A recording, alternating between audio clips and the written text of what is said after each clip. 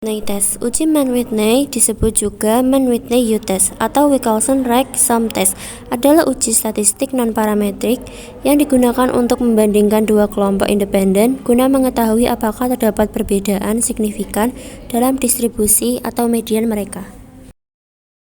Asumsi Mann-Whitney test. Data berasal dari dua sampel independen. Setiap observasi dalam satu grup tidak berkaitan atau tergantung dengan observasi di grup lain. Data berskala ordinal atau lebih tinggi, artinya data bisa diurutkan.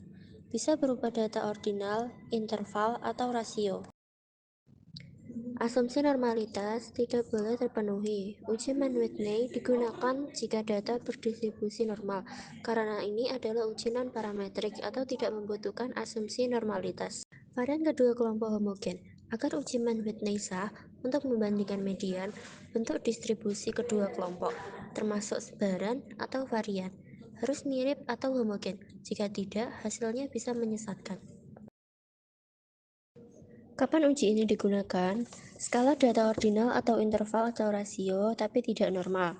Saat data tidak berdistribusi normal, atau uji alternatif dari t-test, dua sampel independen.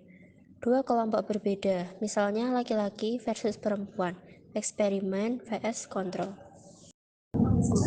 Kelebihan Mann-Whitney test, tidak perlu data normal, cocok untuk data yang tidak berdistribusi normal atau mengandung outlier. Bisa digunakan untuk data ordinal, tidak harus data numerik, cukup bisa diurutkan sesuai rankingnya. Cocok untuk sampel kecil, tetap valid meskipun jumlah datanya sedikit. Lebih kuat terhadap outlier. Ketika menghitung peringkat, bukan nilai asli, sehingga outlier tidak terlalu mempengaruhi hasil. Kekurangan Mann-Whitney test. Kurang akurat jika distribusi antar kelompok beda bentuk. Hasil bisa menyesatkan jika bentuk distribusi tidak serupa.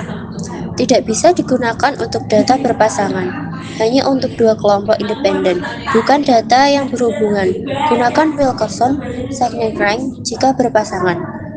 Kurang informasi dibanding uji parametrik. Tidak memberikan informasi seperti selisih rata-rata atau confidence interval yang jelas. Lebih rendah kekuatannya jika data normal. Jika data sebenarnya normal, uji T lebih sensitif dalam mendeteksi perbedaan.